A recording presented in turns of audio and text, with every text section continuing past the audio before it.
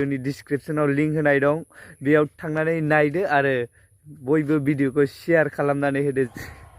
Hello friends बिएन बड blog YouTube channel नोंथांमोनखौ बयखौबो बराय हरलायबाय। सो फ्रेंड्स दिनैहाय जाहैबाय नोंथांमोना जोबोद एक्साइटेड जानानै थानाय नायनो थाखाय गोसोआव जोबोद एक्साइटेड जानानै दंमोन बी बयसनि र' एक्शन मुभिखौ फ्रेंड्स फाइनाली दिनै ओंखारमारबाय बी बयसनि र' एक्शन मुभिया फ्रेंड्स।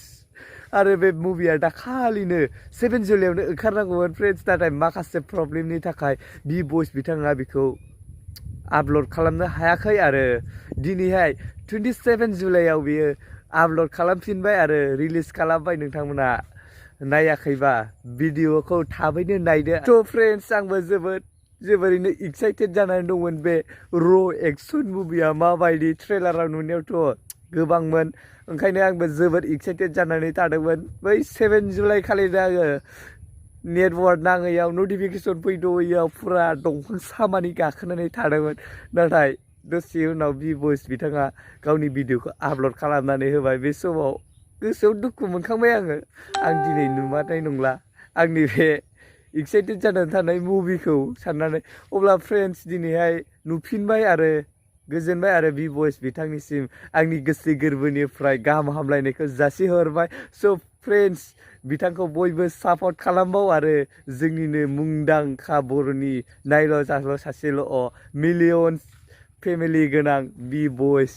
फ्रेंड्स भिडिअ'आथ' ओरैबायदि अयथासार थामाम जादों, बुंनोनो नांला। साउथनि अबेबा मुभियाबो हाखाया जोंनि बे बी बयसनि र' एक्शन मुभिजों। आरो बड'आव बुंनो नांला आरो जोबोद थामाम हिटखा फुराबो। नोंथांमोना खनसेल' नाय आरो खननै खनथाम नायनो गोसो जागोन, नायबाय थानो लुगैगोन नोंथांमोना नायबानो।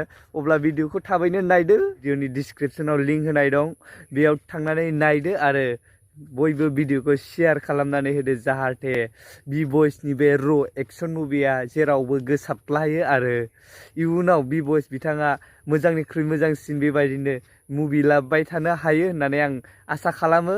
निस्सय हागोन आरो जोंनि बर' हारियाव सासे अलंबार हिसाबै जानानै थागोन बे ससियेल मिडिया प्लेटफर्माव। बी बयस बिथाङा जोंनि अननाय आरो सापर्ट मोनबाय थायोब्ला अब्ला नोंथांमोनहा माखौथो नायबाय थानो, भिडिअखौ थाबैनो डिसक्रिपसननि लिंकआव नायदो आरो शेयार खालामनानै होदो।